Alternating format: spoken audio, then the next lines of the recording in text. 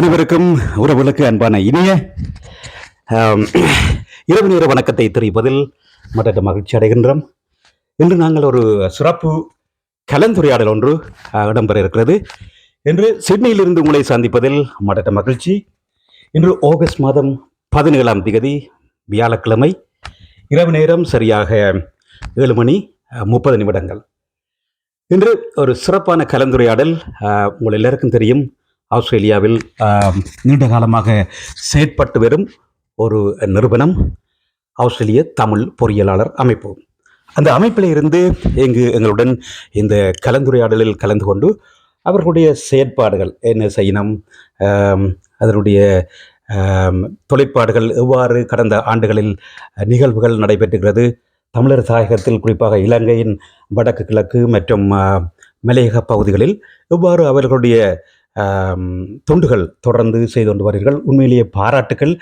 பார்த்து கொண்டு கேட்டுக்கொண்டிருக்கும் அத்தனை பேருக்கும் ஆஸ்திரேலியா மட்டுமில்லை, உலக பூராவும் மற்றும் ஆஸ்திரேலியாவில் பல்வேறு மாநிலங்களும் உங்களுடைய செயற்பாடுகள் இடம்பெற்று வருகிறது. அந்த வகையிலே முதல் ஒரு அறிமுகம் என்ற வகையிலே ஜிவாஜி ராஜா அவர்கள் இந்த நடப்பு ஆண்டின் நான் நினைக்கிறேன் நீங்கள் இப்பொழுது செயலாளராக இருந்து கொண்டிருக்கிறீர்கள். நியூ சவுத் வேல், அதாவது அதை பற்றி நாங்கள் விளக்கமாக சொல்லுவோம். நியூ சவுத் வேல் சாப்டர் அப்படி வேறு இதில் இருக்கு, அதை கேட்போம். அதில் நியூ சவுத் வேல் மாநிலத்திலே ஒரு செயற்குழு இருக்கிறது. அதனுடைய தற்கால நடப்பு ஆண்டின் செயலாளராக ஜிவாஜி ராஜா அவர்கள் இருக்கிறார். எங்களுடைய சிவராஜா அவர்கள் இருக்கிறார். சிவராஜா நடப்பு ஆண்டின் உபதலைவராக இருக்கிறார் நினைக்கிறேன். உபதலைவர். அது நேரத்தில் செந்தில்குமரன், செந்தில் வந்து நீங்கள் செந்திலை கொண்டிருப்பீர்கள், கோவிலில் கூட ஒரு அங்கத்தவராக இருக்கிறார். செந்தில் வந்து நடப்பு ஆண்டின் அங்கத்தவராக இருக்கிறார், செயற்குழு அங்கத்தவராக இருக்கிறார். அதே நேரத்தில் இப்போ நடைபெற உள்ள இந்த நிகழ்வில் அவருடைய பேட்ச் வந்து அந்த நிகழ்வை வருடம் வேறு ஆக்கள் செய்யணும். அந்த வகையில் செந்திலுடைய பேட்ச் தான் இந்த முறை செய்ய இருக்கணும். அப்போ அதுகளை பற்றி எல்லாம் ஒரு 89வது வருடம் யூனிவர்சிட்டி போன அந்த பேட்ச். ரைட், நன்றி. அந்த வகையில் நாங்கள் முதல்ல சிவராஜா உபதலைவர் வந்த வகையில் உங்கள்கிட்ட ஒரு கேள்வி எனக்கு கேட்கலாம் நினைக்கிறேன். இந்த ஆஸ்திரேலிய தமிழ் பொறியியலாளர் அமைப்பானது நாங்கள் எல்லாரும் அறிந்த வகையில் நீண்ட காலமாக நான் நினைக்கிறேன் தமிழர் தாயகத்தில் யுத்தம் நடைபெற்று கொண்டிருந்தப்போ அங்கு பல்வேறு தேவைகள் ஏற்பட்டிருந்தது. அந்த வகையில் அங்கே இருந்த ஆக்களுக்கு உதவி செய்யும் நிமித்தமாக ஒரு சிறிய குழுவாக ஆரம்பிக்கப்பட்டு இந்த அளவுக்கு பாரிய அளவில் வளர்ச்சி அடைந்திருக்கிறீர்கள். அதை பற்றி சொல்லுங்களேன். அந்த வளர்ச்சி எந்த அளவுக்கு எப்படி போய்கொண்டிருக்குது, அதில் பற்றி சொல்லுங்களா? இந்த அமைப்பு தொண்டு நிறுவனம் 2007 சில என்ஜினியர்ஸ்களால் தொடங்கப்பட்டது. அவர்கள் அந்த நாட்டில் இருக்கிற மக்களுக்கு ஏதாவது உதவிகள் செய்ய வேண்டும் என்றதுக்காக, இங்கிருந்து நாங்கள் ஏதாவது உதவிகள் செய்ய வேண்டும் என்றதுக்காக அவர்கள் ஒரு குழுவாக இதை ஆரம்பித்தார்கள். அது படிப்படியாக வளர்ந்து இன்று பெரிய ஒரு நிறுவனமாக வருடம் பல வேலை திட்டங்களை செய்து கொண்டிருக்கின்றது. அது இன்னொரு கட்டமாகத்தான் இந்த நிதி சேகரிப்பு நிகழ்வு இப்போ நடக்க இருக்குல்ல. 20-25 என்ற பெயருடன் இந்த முறை நடத்தப்படுகிறது. இது ஒரு மாபெரும் நிகழ்ச்சியாக நடைபெற உள்ளது. நாங்கள் அந்த விஷயங்களை செந்திலோட கதைக்கலாம் நினைக்கிறேன். செந்தில் வந்து கூடுதலாக அந்த நிதி சேகரிப்பு அல்லது இந்த இதை பற்றி அதுக்கு முதல் இப்போ நீங்கள் அங்கு உள்ள சேவைகள், அதாவது தமிழர் தாயத்தில் எப்படியான பகுதியில் செய்து வாரீங்கள் சிவராஜா? அங்குள்ள மக்களுக்கு தேவையான வாழ்வாதாரத்துக்கு தேவையான சில உதவிகளை செய்து வருகிறோம். அதாவது அவர்களது பொருளாதாரத்தை மேம்படுத்தக்கூடிய மாதிரி சில திட்டங்களை, அதாவது அவர்கள் சுய தொழில் செய்வதற்குரிய வாய்ப்புகள், அதற்குரிய கடன் உதவிகள், அதே மாதிரி அங்குள்ள சிறுவர்கள், அனாதைகளான சிறுவர்கள் அல்லது கஷ்டப்படுகிற குடும்பங்களோட சிறுவர்களுக்கு யுத்தத்தினால் பாதிக்கப்பட்ட உதவி பெண் தலைமைத்துவம் தாங்கும் குடும்பங்களுக்கு கூடுதலாக செய்து வாரீங்களா? மாணவர்கள் படிப்பதற்கும் பாடசாலையில் படிப்பதற்கு அல்லது பல்கலைக்கழகங்களில் படிப்பதற்கும் உதவி செய்திருக்கிறோம். நிச்சயமாக அந்த கல்வியிலையும் பல்கலைக்கழகத்தில் படிப்பவர்கள் மற்றும் உயர்கல்வி அல்லது சாதாரண கல்வியில் அதுக்கு கூட ஒரு கல்வி உதவிகளை செய்து பாருங்கள், படிப்பதற்கு தேவையான புத்தகங்கள். யுவஜராஜா அதை சொல்ல பாருங்களா? யுவஜராஜா, நீங்கள் செயலாளராக என்ற வகையில் நிச்சயமாக நான் அவதானித்த அளவில் இந்த நீங்கள் சிவாஜா சொல்லியிருந்த 2007 ஆரம்பிக்கப்பட்ட கிட்டத்தட்ட நியாயமான வருஷங்கள் 2007 தொடங்கி அதில் சின்ன சின்ன விஷயங்கள் செய்து அப்படியே படிப்படியாக முன்னேறி கொண்டு இப்போ வேறு பகுதிகளில் இந்த உதவிகளை செய்து கொண்டிருக்கிறாங்க. உதாரணமாக ஹியூமனிடேரியன் கிரவுண்ட்ஸில் சொல்லியிருக்கிறாங்க, மற்ற சிறு கைத்தொழில்கள் உதவிகள், மற்ற அவர் சிவராஜா சொன்ன மாதிரி படிப்பு உதவிகள், மற்றது நிதி சம்பந்தமாக நெருக்கடி உள்ள குடும்பத்தாருக்குள்ள உதவிகள், பிள்ளைகள் படிப்பதற்கு உதவிகள், அப்படியாக எல்லா வகையாலும் இப்பொழுது கூடுதலாக நிதி சேகரிக்கப்பட்டு செய்யப்படுகிறது.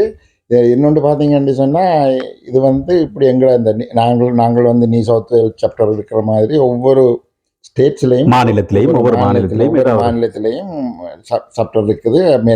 மேல் மாநிலத்தில் இல்லை. குயின்ஸ்லாண்ட், அடிலைட் சவுத் ஆஸ்திரேலியா, மற்றது விக்டோரியா, கேன்பரா, இங்கே வெள்ளையிலையும் இருக்கிறது. நாங்கள் ஒவ்வொரு நிகழ்ச்சி செய்து எந்திரமாலை மாதிரி ஒவ்வொரு ஸ்டேட்டும் நிகழ்ச்சிகள் செய்து அங்கேயும் அவர்கள் எந்திரமாலை என்ற தலைப்பில் அதில் எந்திரமாலை என்ற தலைப்பில் அவங்கள நிகழ்ச்சி செய்து நிதி சேகரிப்பு செய்கிறார்கள். இந்த நிதி சேகரிப்பில் ஸ்பான்சர்ஸ் என்று ஒன்று இருக்குது. அதாவது சில பேர் நன்கொடையாக கொடுப்பார்கள். அந்த நன்கொடையாக கொடுக்கும் காசில் எங்களது அந்த டேக்ஸுக்கு ரெஜிஸ்டர் பண்ணியிருக்கிறதால அவங்களுக்கு டேக்ஸ் டிடக்ஷனும் வருகிறது. அது சம்பந்தமாக எங்களுக்கு நீதிகள் அதாலையும் எங்களுக்கு நிதிகள் வருகிறது. மற்றது எந்திர மாலையில் நாங்கள் டின்னர் தான் வைக்கிறோம். இந்த முறை டின்னர் இருக்குல்ல? இந்த முறை டின்னர். அப்போ அதில் நல்ல ஒழுங்கான நிகழ்ச்சிகளும் போட்டு டின்னர் அதை பற்றி கூடுதலாக செந்தில் அவர் உங்களுக்கு கூடுதலாக சொல்லுவார். அந்த வகையில் இப்போ நீங்கள் பார்க்கல ஜிவாஜராஜா, நான் நினைக்கிறேன் ஒவ்வொரு வருஷமும் கிட்டத்தட்ட ஒரு 80,000 100,000, அதாவது 100,000 மட்டும் நீங்கள் நிதியாக திரட்டி கொண்டிருக்கிறீர்கள் எல்லாம். அந்த வகையில் பார்க்கல இதுவரைக்கும் ஆஸ்திரேலிய தமிழ் பொறியியலாளர் அமைப்பு ஆரம்பிக்கப்பட்டதிலிருந்து சில கிராஃபை பார்க்கக்கூடியதாக இருக்குது. கிட்டத்தட்ட 1 மில்லியனுக்கு மேற்பட்ட ஆஸ்திரேலியன் டாலர்ஸை பாவிச்சிருக்கணும். என்ன செந்தில் இதை பற்றி நான் நினைக்கிறேன் அவர் கடந்த நீண்ட காலமாக. வணக்கம் செந்தில். வணக்கம் ஸ்ரீ அண்ணா. நீங்கள் நீண்ட காலமாக தமிழ் பொறியியலாளர் அமைப்பில் வெவ்வேறு அங்கத்தவராக மற்றும் அதன் பின்பு நிர்வாக குழுவிலும் இருந்திருக்கிறீர்கள். கடந்த வருடம் நான் நினைக்கிறேன் நீங்கள் செயலாளராக இருந்திருக்கீங்களா? இல்லை? ஆமாம். அந்த வகையில் இதுவரைக்கும் போன வருடமே அவர்கள் குறிப்பிட்டிருந்தார்கள் 1 மில்லியனுக்கு கூட சில அங்கு தேவைகளுக்காக பாதிக்கப்பட்டிருக்கிறார்கள். இப்போ நாங்கள் அவரேஜாக பார்த்தாலே தெரியுது, ஆரம்பத்தில் இருந்து ஒரு 80,000 கூட ஒவ்வொரு வருடமும் திரட்டப்பட்டு அங்கு பாவிச்சு கொண்டிருக்கிறீங்களா? இல்லை? ஆமாம். நாங்கள் என்னென்னா அந்த முதல் இதை நாங்கள் ஆரம்பிக்கும் பொழுது சிறியளவிலான தொகையான ஃபண்டு கலெக்ட் பண்ணக்கூடிய மாதிரி இருந்தது. போக போக கூடுதலான ஆட்களங்களில் நம்பிக்கை வைத்து நாங்கள் செய்கிற அந்த உதவி திட்டங்களுக்கு எல்லோரும் முன் உதவி செய்து கொண்டு வருகின்றார்கள். ஒவ்வொரு வருடமும் அந்த உதவி செய்கின்ற எண்ணிக்கை கூடிக்கொண்டு வருகின்றது. இப்போ கடைசியாக பார்த்திங்கன்னா உதாரணமாக 2024 கிட்டத்தட்ட ஒரு 220,000 ஆஸ்திரேலியன் டாலர் நாங்கள் நன்கொடையாக செய்யக்கூடிய மாதிரி இருந்தது. அப்போ அப்படி நன்கொடையாக செய்யல நாங்கள் கூடுதலாக ஒரு 4 பிரிவில் நாங்கள் அந்த நன்கொடையை வழங்கி கொண்டிருக்கின்றோம். முக்கியமாக அந்த சிறுவர்களுக்கான படிப்பு திட்டங்கள், அவர்களுக்கான வாழ்வாதாரத்துக்கான உதவிகள், பிறகு அந்த பல்கலைக்கழகத்தில் படிக்கிற வறுமையான மாணவர்களுக்கு அவர்கள் தொடர்ந்து படிக்க வேணும், தொடர்ந்து படித்து ஒரு நல்ல பெறுபேறை எடுத்து அங்கே சமுதாயத்துக்கு உதவ வேணுமென்றதுக்காக அவர்களுக்கு உதவி செய்து கொண்டிருக்கின்றோம். அதுக்கு அடுத்ததாக இப்போ ஒரு வறுமையான குடும்பத்தில் உள்ள பெண்களோ அல்லது ஆண்களோ ஒரு தனி குடும்பமாக இருந்தால் அவர்கள் இந்த வாழ்வாதாரத்துக்கு உதவி செய்து அவர்கள் தங்கள் குடும்பத்தை ஒரு நல்ல நிலைமைக்கு கொண்டு வரத்துக்காக அது லோன் அடிப்படையில், அதாவது கடன் உதவி அடிப்படையில் சுழற்சியான முறையில், உதாரணமாக வட்டி இல்லாமல் அவர்களுக்கு ஒரு கடன் உதவியை வழங்குவோம். பிறகு அவர்கள் 2 வருடம் அல்லது 3 வருடத்துக்கு பிறகு அந்த கடனை எங்களுக்கு திருப்பி கொடுக்கக்கூடிய மாதிரி இருக்கும். அவர்கள் ஆடுகள், கோழி, மற்றது தையல் துறை அப்படியான வேலைகளில் செய்து எங்களுக்கு அதை திருப்பி கொடுப்பார்கள். அது ஒரு நல்ல ஒரு திட்டம் உண்டல்ல, சுழற்சி முறையில் அவர்கள் அதே கணத்தை அவர்கள் இன்னும் ஒரு குடும்பத்துக்கு கொடுத்து அவர்களையும் முன்னேற்றக்கூடிய மாதிரி இருக்குமே. ஆமாம். சுழற்சி என்ற சொல் வந்தது என்னென்று சொன்னால், அந்த காசை எடுத்து இன்னொருவரை கொடுத்து ஒரே காசு திரும்ப திரும்ப சுழல் முறையில் ஒவ்வொரு வேற வேற குடும்பத்தாருக்கு உதவி அடையக்கூடியதாக இருக்கும். அதுதான் அந்த சுழற்சி முறை என்று சொல்லுவார்கள். ஆமாம். அத்துடன் நாங்கள் ஒரு அடுத்த வேறு ஒரு வேலை திட்டமாக ஒரு சிறிய தொழில் சிறிய பிஸ்னஸ், அதாவது ஸ்மால் பிஸ்னஸை ஸ்டார்ட் பண்ணுறதுக்காகவும் நாங்கள் உதவிகளை வழங்கி கொண்டிருக்கின்றோம். முக்கியமாக ஒரு இடத்துல ஒரு உதாரணமாக ஒரு அரிசி ஆலை ஒன்றை நிறுவினா அதில் ஒரு 4 பேருக்கு வேலை வாய்ப்பு கொடுக்கக்கூடிய மாதிரி இருக்கும். அப்போ அதுக்கான உதவிகளை செய்யும் பொழுது அவர்கள் தங்களுடைய குடும்பத்தை பார்க்கக்கூடியதாக இருக்கின்றது. அதே நேரம் மற்றவர்களுக்கு வேலை வாய்ப்புகளை கொடுத்து அவர்களின் குடும்பங்களுக்கும் உதவி செய்யக்கூடிய மாதிரி இருக்கிறது. அப்படியான உதவிகளையும் செய்து கொண்டு வருகின்றோம். அதை விட மனிதாபிமான அடிப்படையில் வறுமையான குடும்பங்கள், வறுமையான இதுகளுக்காக பல உதவிகளை செய்து கொண்டிருக்கின்றோம். அப்போ அந்த அடிப்படையில் இந்த வருடமும் நாங்கள் அந்த எந்திரமாலை 2025 என்ற நிகழ்ச்சியை இந்த சிட்னியில் செய்ய முடிவெடுத்திருக்கின்றோம். அதாவது ஆகஸ்ட் மாதம் 30ஆம் தேதி மாலை 6 மணிக்கு அந்த நிகழ்ச்சிகள் நடைபெறும். முக்கியமாக அந்த நிகழ்ச்சிகளிலே முக்கியமாக இசை நிகழ்ச்சிகள், அத்துடன் நடன நிகழ்ச்சிகள் மற்றும் நாடகங்கள், அதுகளெல்லாம் முடிந்ததற்கு பிறகு ராப்போசன விருந்துக்கு பிறகு ஒரு ரெஃபில்ஸ் டிக்கெட், அந்த இது ரெஃபில்ஸ் டிக்கெட்டும் ஒன்று இருக்குது. பிறகு அதுக்கு பிறகு ஒரு டிஜே மூலம், அதாவது டிஜே இசை மூலம் எல்லோரும் ஆடி பாடி சந்தோஷமாக நடன நிகழ்ச்சி ஒன்றையும் ஏற்பாடு செய்திருக்கிறோம். வளமையா வாராக்களுக்கு அதான் அந்த நிகழ்ச்சிகளை பற்றி பிறகு வரலாம். நாங்கள் அதுக்கு முதல் இப்போ எங்களுடைய திட்டங்கள் அது மக்களுக்கு வந்து ஓரளவுக்கு விளங்க வேண்டும் இருக்கிறாரே நிகழ்ச்சிகளை பற்றி விறக்கு முதல் நிகழ்ச்சி. நிச்சயமாக அந்த வகையில் நீங்கள் வடக்கு கிழக்கு மலையகம் என்ன மாதிரி எந்த பகுதியில் இவ்வாறு அதை செயற்படுத்துகிறீர்கள்? உங்களுடைய திட்டத்தை வந்து அங்கே உள்ள ஆக்கள் எப்படி உங்களுடைய தேவைகளை அறிந்து கொள்கிறீர்கள்? எவர் மூலமாக அந்த தேவைகள் வருதுன்றதை பற்றி சொல்லுங்கள். முக்கியமாக அதாவது எங்கள் இந்த தமிழ் பொறியாளர் அமைப்புக்கு இலங்கையிலும் ஒரு அமைப்பு ஒன்றை நாங்கள் வைத்திருக்கிறோம். அதாவது இங்கு மாநிலங்கள் இருக்கிற மாதிரி அங்கேயும் ஒரு அமைப்பு ஒன்றை வைத்திருக்கின்றோம். அப்போ அவர்கள் மூலமாகவும் என்னென்ன தேவை வரும் என்றது எங்களுக்கு வந்து கொண்டிருக்கும். அதே நேரம் வளமையாக நாங்கள் வேறு தொண்டு நிறுவனங்கள் மூலமும் அந்த வேலைகளை செய்து கொண்டிருக்கின்றோம். என்னென்னு சொன்னால் எங்கள்கிட்ட ஒரு ஃபண்ட் ரிக்வெஸ்ட் ஃபார்ம் ஒன்று இருக்குது. தமிழ்லையும் இருக்குது, ஆங்கிலத்திலையும் இருக்குது. இப்போ யாருக்கும் ஏதாவது தேவை என்று சொன்னால் நாங்கள் அந்த ஃபண்ட் ரிக்வெஸ்ட் ஃபார்ம் அனுப்பி அதில் வந்து அவங்க போடுவார்கள், இதுக்குத்தான் எங்களுக்கு நிதியுதவி தேவை என்று. அதில் அவர்களது இன்கம், அவங்கள வருமானம், குடும்ப வருமானம், வேறு எங்கேயும் உதவி எடுக்கிறார்களா எல்லாத்தையும் நாங்கள் பார்த்து அதை ஒரு மதிப்பீடு ஒன்று செய்து தான் அவங்களுக்கு கொடுக்கலாமா இல்லை என்று தான் நாங்கள் அதை முடிவு செய்து கொள்வோம். அந்த வகையில் சிவராஜா நீங்கள் தான் சொல்லியிருக்கிறீங்களா? அதே மாதிரி அந்த அங்குள்ள தொண்டு நிறுவனங்களும் அவர்களுக்கும் எங்களை பற்றி தெரியும். அவர்கள் தங்களுக்கு ஏதாவது திட்டங்கள் வரும்போது எங்களிடம், அதாவது அங்கே உள்ள இப்போ ஏதாவது என்ஜிஓஸ், அங்கே உள்ள ரெட் கிராஸோ இல்லாட்டி சிவனருள் இல்லம் மற்றது அது போன்ற மற்ற நிறுவனங்கள் ஊடாகவும் அங்கே உள்ள ஆக்களோட ரிலேஷன்ஷிப் எடுத்துக்கொண்டிருக்கிறீங்கல்ல. அதே மாதிரி நாங்கள் சில கிராமங்களுக்கு தேவையான கிணறுகள், பொது கிணறுகள், பொது மேலசலூடம் அப்படியான வசதிகளும் செய்து கொடுத்துருக்கோம். அப்படி பின்தங்கிய இடங்கள்ல இருக்கிறோம்.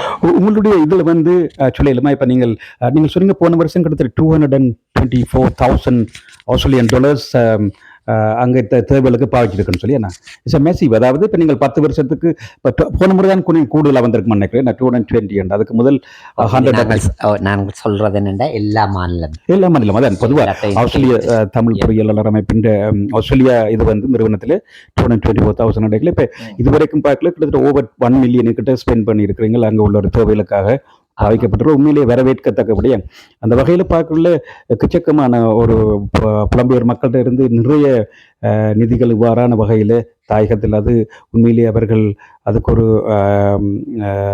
புலம்பெயர் மக்கள் இவ்வாறான சேவையை செய்வதால் தான் அந்த யுத்தத்தினால் பாதிக்கப்பட்ட மீண்டு வரக்கூடிய இருந்தது என்ன உணவு கஷ்டத்துக்குள்ளேயும் அது பிள்ளைகள் படிச்சும் இப்போ நல்லா வந்து கொண்டிருக்கணும் பாராட்ட வேண்டிய விடயம்.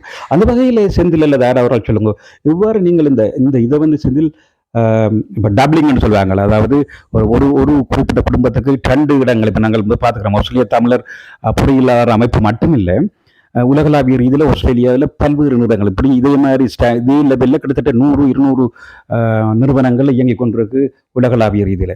அப்போ அந்த குறிப்பிட்ட நபர் அல்லது குறிப்பிட்ட நிறுவனம் இவ்வாறு இன்னும் ஒரு இடத்தை இருந்து அதை தேவைக்கு பெற்றுக்கொள்ளலை என்றது என்ன மாதிரி நீங்கள்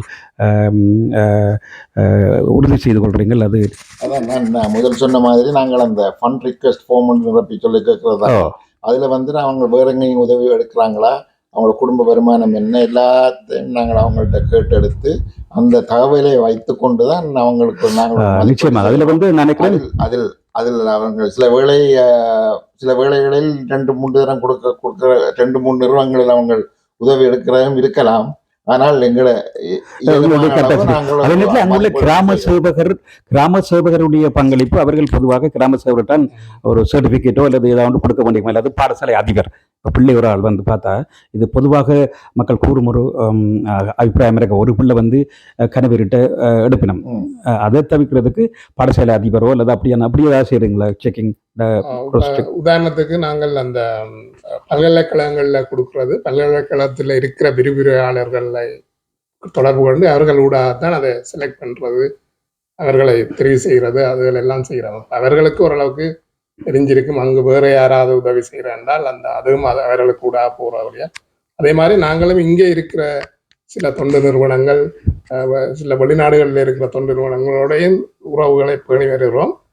அதாலேயும் எங்கள்ட கருத்து பரிமாற்றங்கள் நடக்கும். அதுலேயும் சில உதவி கேட்டிருந்தா தெரிய வரும். எல்லாரோடையும் அது சாத்தியம் இல்லை, ஆனால் நாங்கள் எங்களால் இயலக்கூடிய அளவுக்கு அதுலேயும் செக் பண்ணிக்கொள்கிறோம்.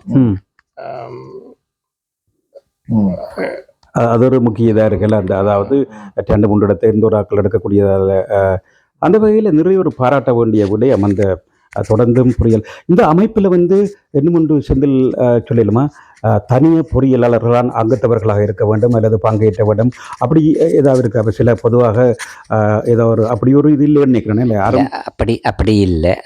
அதாவது இந்த பொறியியலாளர் அமைப்பில் சேர விரும்பினால் யாராவது $50 செலுத்தி அங்கத்துவமாக செலுத்தி ஒரு வருடத்துக்கான அந்த அங்கத்துவ பணத்தை செலுத்தி அவர்கள் சேர்ந்து கொள்ளலாம். அவர்கள் தொடர்ந்து தங்களுடைய வாழ்நாள் முழுவதும் சேர வேண்டும் என்று சொன்னால் $500 செலுத்தி அதில் சேர்ந்து கொள்ளக்கூடிய மாதிரி இருக்கும். இதில் தனிய என்ஜினியர்ஸ் மட்டுமண்டில்லை, இந்த துறையில் இருந்தவர்களும் அதில் சேர்ந்து கொள்ளலாம். முக்கியமாக பார்த்தீர்களாயிருந்தால் எமது அதாவது இந்த தமிழ் பொறியியலாளர் அமைப்பின் உதவிகளை பார்த்து நாங்கள் செய்கின்ற சேவைகளை பார்த்து எத்தனையோ தொண்டர்கள் வந்து எங்களுக்கு அதாவது ஃபண்டிங் அதாவது இதுகளை தந்து கொண்டிருக்கின்றார்கள். ஆனபடியாகத்தான் நாங்கள் இவ்வளவு உதவிகளை ஒவ்வொரு வருடமும் எமது தாயகத்தில் உள்ள வடக்கு கிழக்கு மக்களுக்கு செய்யக்கூடிய மாதிரி இருக்கின்றது. நிச்சயமாக அந்த பங்களிப்பு செய்தவர்கள் நீங்கள் சொன்ன மாதிரி அந்த அன்பளிப்பு டொனேஷன்ஸ் கொடுக்குறார்களுக்கு அதில் போன கடந்த ஆண்டுகளில் கூட தலைவர் மகேந்திரன் மற்றும் பொதுக்குழு தெய்வேந்திரா போன்றவர்கள் குறிப்பிட்டிருந்தார்கள். அநேகமாக வைத்தியத்துறையில் இருப்பவர்கள், அக்கௌண்டன்ட்ஸ், இவ்வாறு பலரும் இப்பொழுதும் பங்களிப்பை ஆண்டாண்டு செய்து கொண்டிருப்பதாக பல்வேறு மாநிலங்களிலும் இருந்து செய்து கொண்டிருக்கிறதாக, இல்லை வேறு மாநிலத்தில் இருக்கிறார்களும் செய்து கொண்டிருக்கிறதாக தொடர்ந்து அவர்கள் இந்த நிகழ்ச்சிகளுக்கு மட்டுமில்லாமல் தொடர்ந்தும் பலர் செய்து கொண்டு உண்மையிலே அவர்களுக்கு பாராட்ட வேண்டும். இந்த நேரத்தில் பார்த்து கொண்டிருக்கிறார்கள் அந்த வேலை நிச்சயமாக இதை அறிஞ்சிருந்தால் சொல்லுங்க. ஆமாம், அதான் இப்போ எங்களுக்கு அந்த ஃபண்டிங் செய்து கொண்டிருக்கிறவர்கள் மிகவும் பாராட்ட வேண்டும் அவர்களுக்கு. அதாவது நாங்கள் என்ன செய்கின்றோம் என்றால் என்ன மாதிரி எங்களுடைய நிறுவனம் மற்ற நிறுவனங்களை விட ஒரு நல்ல விதத்தில் நாங்கள் செய்து கொண்டிருக்கின்றோம் என்றால், உதாரணமாக ஒரு ஒரு வேலை திட்டம் ஒன்றை நாங்கள் வடக்கு கிழக்கில் செய்யும் பொழுது அந்த வேலை திட்டத்தில் நாங்கள் என்னென்ன செய்த நாங்கள் அப்போ அதில் உள்ள படங்கள் அதில் உள்ள செய்த திட்டங்கள் அதனை பற்றி அந்த வேலை திட்டங்கள் முடிந்தவுடன் அது சமரியாக ஒரு அறிக்கை ஒன்றை நாங்கள் அனுப்புவோம். அதாவது பார்த்தோம் என்று சொல்லி சொன்னால் இப்போ எங்களுக்கு அங்கத்தவர்களாக இருக்கின்றவர்கள் மற்றும் வேறு அதில் உள்ளவர்களுக்கு ஒரு மின்னஞ்சல் குரூப் கொண்டு இருக்கின்றது. அப்போ அந்த மின்னஞ்சல் மூலமாக ஒவ்வொரு கிழமையும் சனிக்கிழமை அவர்களுக்கு ஒரு மின்னஞ்சல் போய்கொண்டிருக்கு. அப்போ அந்த மின்னஞ்சலில் இப்படியான நாங்கள் செய்த உதவி திட்டங்களை பற்றிய விவரங்கள் போய்கொண்டிருக்கும். அப்போ அந்த விவரங்களை பார்த்தவுடன் நாங்கள் செய்கின்ற வேலைகளை பார்த்து மேலும் பலர் பேர் வந்து எங்களுக்கு உதவி செய்து கொண்டிருக்கின்றார்கள். இது மிகவும் பாராட்டக்கூடிய ஒரு விடயமாக இருக்கின்றது. நிச்சயமாக இந்த புத்தகம் கூட நீங்கள் பார்க்கக்குள்ள தெரியுது எல்லாருக்கும். இதில் ஒவ்வொரு ஆண்டும் நீங்கள் அந்த கணக்கு விவரம் ஒரு அக்கௌண்டனால பரிசோதிக்கப்பட்டு முழு விவரத்தையும் மக்களுக்கு பார்வைக்கு விடுறீங்களா, ஒரு டிரான்ஸ்பெரன்சின்னு சொல்வார்கள் இல்ல, இந்த வெளிப்படைத்தன்மை ஒன்று காணப்படுது. அதாவது நீங்கள் கொடுக்கும் பணத்துக்கு ரிசிட், டேக்ஸ் ரிசிட் கொடுக்குறீங்க, அப்படித்தானே? டேக்ஸ் ரிசிட் ஒன்று கொடுக்குறீங்க, அது வந்து டேக்ஸ் டிடக்டபிள் டொனேஷன்ஸாக இருக்குது. அப்படி விரைக்குள்ள சிவராஜா அல்லது யாராவது சொல்லுங்க, இந்த உதாரணமாக இப்பொழுது இப்படியான ஒரு ஃபங்க்ஷன் வரைக்குள்ள, அதாவது டின்னர் என்று வரைக்குள்ள, டின்னரில் வந்து அவையில் ஒரு கன்சியூமபிள், அதாவது சாப்பாடு ஒன்று சாப்பிடணும். அப்போ அவையில் டின்னர் டிக்கெட் 250 ரூபாய்க்கு எடுத்தார் என்றால் அது என்ன மாதிரி எவ்வளவு டேக்ஸில் கிளைம் பண்ணலாம் அப்படி ஒன்று இருக்கா தனியாக? நாங்கள் ஆஸ்திரேலியாவில் இது எங்கள்ட தொண்டு நிறுவனம் வந்து பதிவு செய்யப்பட்டபடியால் அதுக்கு அந்த டேக்ஸ் ரிடக்ஷன் இது அந்த ஸ்டேட்டஸ் தந்திருக்காங்க. அதால் இதுக்கு டொனேஷனாக கொடுக்குற அமௌண்ட் ஃபுல்லாக டேக்ஸ் கிளைம் பண்ணலாம் ரிட்டர்னில். ஆனால் இந்த இந்த இந்த நிகழ்வில் கலந்து கொண்டு அவர்கள் சாப்பாடுகளும் வழங்கப்படுகிறபடியால் அதுக்கு ஒரு $45 செலவாக, அதாவது சாப்பாடுக்குரிய எடுத்துக்கொண்டு மிச்ச காசுக்கு. அதில் ஒரு முக்கியமானது என்னென்னு சொன்னால், அதில் அந்த $250 மேலே அந்த இந்திரமாரை கண்டு டொனேட் பண்ணுற ஆட்களுக்கு வந்து காம்ப்ளிமெண்டரி டிக்கெட்ஸ் கொடுக்குறோம். ரைட். அப்போ அந்த காம்ப்ளிமெண்டரி டிக்கெட்ஸ் கொடுத்தால் அது ஒரு சாப்பாடு கொஞ்சம் காசு போகுதில்ல, அதில் கொஞ்சத்தை கழித்து போட்டு தான் மிச்சத்துக்கு டேக்ஸ் கழிப்பாங்க. ஆனால் அது பெரிய அமௌண்ட் இல்லை. அதே நேரத்தில் இந்த நேரத்தில் ஆறாவது இப்போ உங்களுக்கு தொடர்ந்து பலர் இப்போ இதில் நாங்கள் பார்க்கக்கூடிய இருக்குது, பின்னுக்கு செய்கிறார்கள். இப்போ குறிப்பாக இதில் பின்பக்கத்தில் இருக்கிற பார்க்க தெரியுது, இவர்கள் வந்து ஒரு ஆள் விரும்பினால் இவ்வளவு இவர்கள் பே பண்ணணும் இருக்குமா, பின்பக்கத்துக்கு எவ்வளோ வேண்டும், அதை பற்றி சொல்லுவீங்களா? அட்வர்டைசிங் செய்கிறது அல்லது இந்த பின்பக்கத்து மேகசின்ல வந்து செய்வதற்கு $500 எடுக்கிறோம். ஆனால் அவர்கள் சில நேரம் அதை விட கூட எங்களுக்கு தருவார்கள். அவர்கள் அதை விட அன்பளிப்பாக தருவார்கள். இந்த சில பேர் தொடர்ந்து இப்போ கடந்த 10-15 வருஷமா உதவி செய்து கொண்டிருக்கிறார்கள். இதில் ஆட்டுகளோ ஸ்பான்சர்ஸோ அல்லது ஒவ்வொரு வேலை திட்டங்களுக்கு பண உதவிகளாக செய்து கொண்டிருக்கிறார்கள். அதே மாதிரி உள்ளுக்குள்ள இந்த புத்தகத்தில் ஒரு பக்கத்தில் ஹாஃப் பேஜ் ஃபுல் பேஜ் போடுற, ஹாஃப் பேஜுக்கு 150, ஃபுல் பேஜுக்கு 250, மற்றது இந்த இன்சைட் அந்த ஃப்ரண்ட் பேக்காக ஒரு இன்சைட் பேஜ் இருக்கு, அதுக்கெல்லாம் வந்து கொஞ்சம் கூடுதலாக இருக்கு. அதை விட நீங்கள் உள்ளுக்கு வந்து அந்த மேகசின்ல நாங்கள் பார்க்கக்கூடிய இருக்கு, உள்ளுக்கு சகல விவரங்களையும் போட்டுக்கிறீர்கள். அது மட்டும் இல்லாமல் அந்த ஸ்பான்சர்ஸ் கொடுத்தாக்கள் இந்த விவரமும் இருக்குல்ல, லிஸ்ட் இருக்கு, அது டிரான்ஸ்பெரண்டா இருக்குது. ஒவ்வொரு காலம் அவர்கள் கொடுத்து அவர்களுக்கு அந்த செலவுகள் எவ்வளவு அங்கு ஒவ்வொரு நிறுவனத்துறைக்கும் பாதிக்கப்பட்டிருக்கான்னு கொடுத்துருக்கேன். இப்போ பொதுவாக வந்து ஒரு பை டயக்ராம்னு சொல்லுவார்கள் இல்லை, அதில் வந்து இப்போ நீங்கள் சொன்ன மாதிரி $220,000 ஆஸ்திரேலியன் டாலர்ஸ் வந்து லாஸ்ட் இயர் வந்து ஸ்பெண்ட் பண்ணியிருக்கிறீங்களா,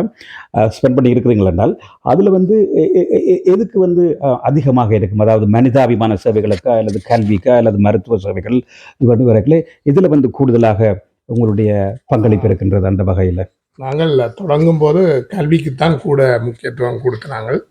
ஏனென்றால் நாங்கள் எல்லாம் அங்கே படித்து வந்தபடியால் எங்களுக்கு கல்வி சம்பந்தமான வேலை திட்டங்களுக்கு முக்கியத்துவம் கொடுத்து இப்போ பொருளாதாரத்தை தொடர்ந்து நாங்கள் எவ்வளவு காலத்துக்கு இப்படி உதவிகள் செய்து கொண்டிருக்கலாமோ தெரியாது.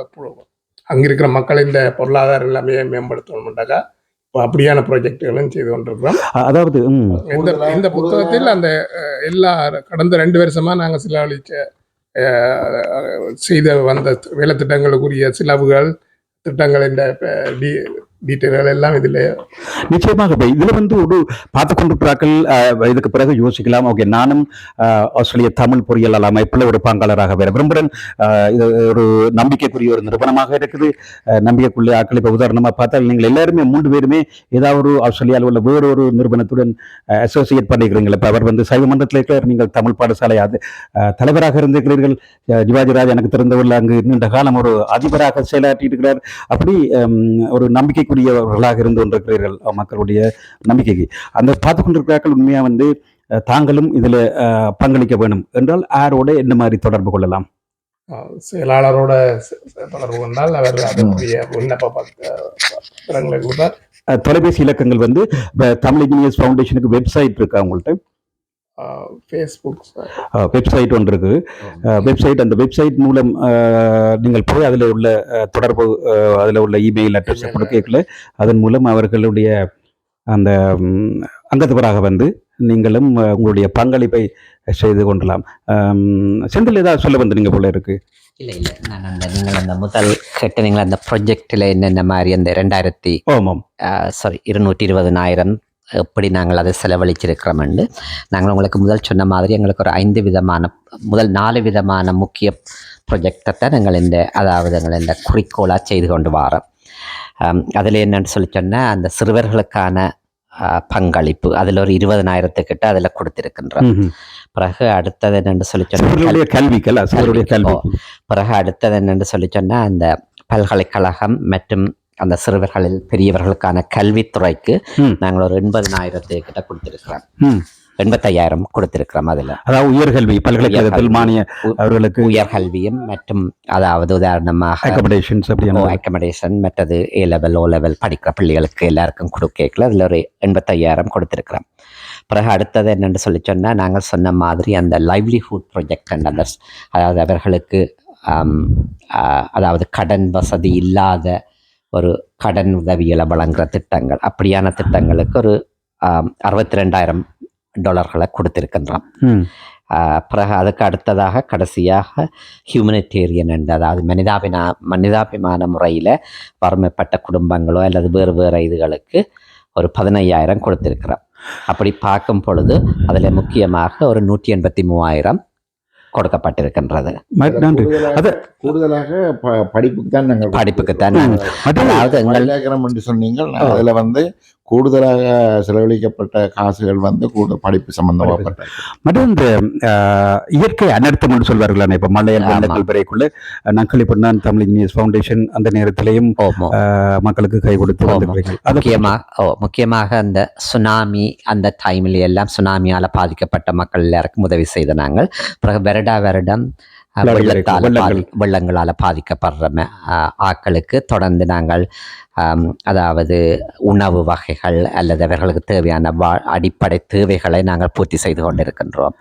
அதே நேரம் சில இடங்களிலே எல்லாம் உதாரணமாக அதாவது இயற்கை அதாவது யானைகள் அவர்களுடைய வீடுகளை தாக்கி போட்டு போகும் அல்லது அப்படியான இதுகளுக்கும் நாங்கள் உதவிகளை செய்து அப்படியான பிரச்சனைகள் வராமல் பாதுகாப்பதற்கான வேலைகளையும் செய்து கொண்டிருக்கின்றோம். அது மாத்திரமல்ல அந்த குடிநீர் வசதிகள் நாங்கள் செய்து கொடுக்குறோம் இடங்களுக்கு.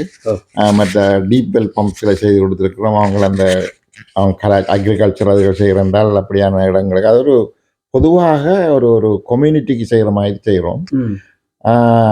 அதுகள் கூடுதலாக மனிதாபிமான அடிப்படையில் செய்கிற மாதிரியான ஒரு ப்ரொஜெக்டாக தான் இருக்கும். நீங்கள் வெள்ளம் ஒரு நிவாரணம் வழங்கும் போதும் அதெல்லாம் ஒரு மனிதாபிமான அடிப்படையில் செய்கிற அந்த இதுக்குள்ளே வரலாம்னு நினைக்கிறேன். நிச்சயமாக அது மனிதாபிமானம். அனர்த்தங்கள் வரும் பொழுது திடீரென்று அது அந்த ஹெல்ப் தேவைப்படுது. அதை பொதுவாக நாங்கள் ஆஸ்திரேலியாவில் கூட பல்வேறு நிறுவனங்கள் பல்வேறு குழுக்கள் அதாவது அமைப்புகள் கத்தோலிக்க அல்லது இந்து அமைப்புகள் சென்று அந்த புஷ் ஃபயர் வரைக்குள்ளெல்லாம் இன்ஜினியர்ஸ் ஃபவுண்டேஷன் இங்கே கூட ஞாபகம் இருக்குது. அதில் புஷ்பேரில் கூட பல கண்ட்ரிபியூஷன் செய்திருந்தாங்க.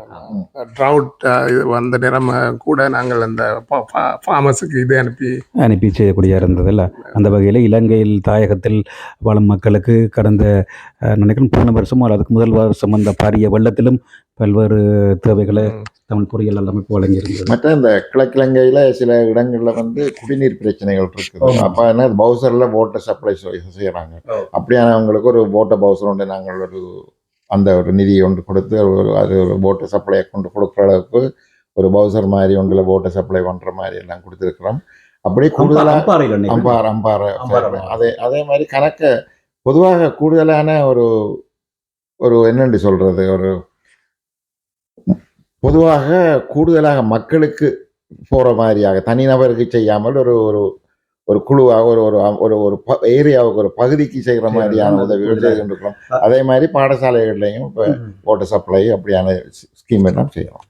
கூடுதலாக அந்த வகையில் செந்தில் அவர் இப்போ எல்லை கிராமங்கள் தமிழ் மக்களுடைய வடக்கு கிழக்கு மக்கள் தாயகம் என்று சொல்லியிருக்குள்ள வடக்கு கிழக்கில் எல்லை கிராமத்தில் இருக்கிற மக்கள் மிகவும் துன்பம் கஷ்டத்துக்கும் இராணுவ ஆக்கிரமிப்பு தொல்லைகள் அந்த இதுகளையும் ஈடுபடுகிறார்கள். அந்த வகையில் நான் ஈடுபட்ட அந்த சில இடங்களில் நீங்கள் கூடுதலாக எல்லை கிராமங்கள் இருக்க திருவண்ணாமலை மாவட்டத்தில் பொதுவாக எல்லை கிராமங்களில் இருக்கிறார்களையும் செய்திருக்கீங்கன்னு சொல்லி என்ன? ஆமாம், எல்லை கிராமங்களில் இந்த நாட்டில் நடந்த பிரச்சனைகளால் மூவண்டி வேறு இடங்கள்ல இருந்துட்டு அவர்கள் திரும்ப ரீசெட்டில்மெண்ட் போய்க்கல. அங்கே அவர்களுக்கு வீடுகள் இருக்காது, அல்ல வீடு இருந்த இடத்துல இதாக இருக்கும். அப்போ அப்படி அதற்கு சில உதவிகளையும் செய்யிருக்கோம். கூரைகள் வழங்கியிருக்கிறோம் ஒரு இதுக்கு.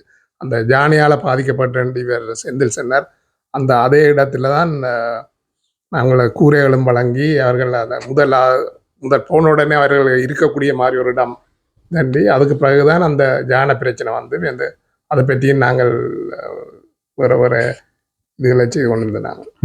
அந்த சண்டை காலத்தில் அவங்க வந்து அந்த கிராமங்கள்ல இருந்து விரட்டப்பட்டார்கள் வந்து வேறு இடத்துல இருந்தவங்க அவங்க திரும்பவும் அவங்களோட வாழ்வாதாரத்தை அந்த கிராமத்துக்கு போய் தொடங்குறதுக்காக சில உதவிகள் நாங்கள் செய்தாங்க. அந்த கிராமத்தை கட்டி எழுப்புறது சம்பந்தமாக அதுலதான் அந்த யானை அந்த இடங்கள் வந்து கவனிக்காமல் இருந்ததால அதுல மரங்கள் எல்லாம் வளர்ந்து சில கிட்டத்தட்ட ஒரு காடு மாதிரி வந்துட்டு அதெல்லாம் கிளியர் பண்ணி அப்படியெல்லாம் செய்து அந்த நேரம் யானைகள் உள்ளுக்கு போற சம்பவங்கள்லாம் கணக்க நடந்தது.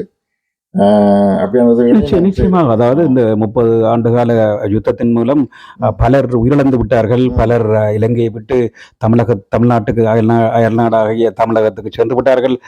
பலர் புலம்பெயர்ந்து எங்களை மாதிரி வந்துகிறார்கள். ஆனால் எல்லை கிராமங்களில் புலம்பெயரக்கூடிய வசதி, அதாவது வெஸ்டர்ன் கண்ட்ரிஸுக்கு வரக்கூடிய வசதி உள்ளவர்கள் இருந்திருக்கவில்லை. அவர்கள் எங்கேயாவது அங்கங்கே இருந்துவிட்டு வன்னிப்பகுதியில் இருந்துவிட்டு இப்போ எனக்கு தெரிஞ்ச அளவில் திரும்ப தங்களுடைய இடங்களுக்கு சென்று திரும்ப தங்களுடைய தப்பி இருப்பவர்கள் தங்களுடைய